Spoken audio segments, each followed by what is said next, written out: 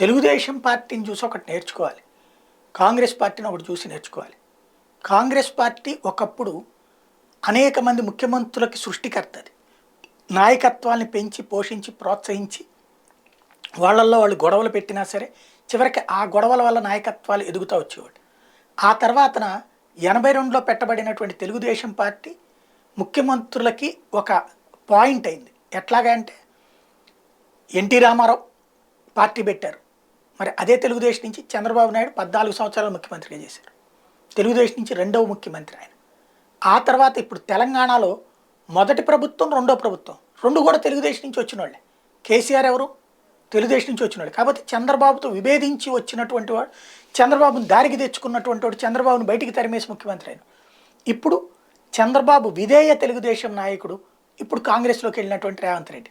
కాబట్టి తెలుగుదేశం మంచి కార్ఖానానే, మంచి నాయకుల్నే అందించింది. అయితే ఇప్పుడు అట్లాంటి నాయకులు ఎందుకు తయారు కావట్లేదు అన్నటువంటిది ఒక్కటే ఆత్మవిమర్శ చేసుకోవాల్సి ఉంది.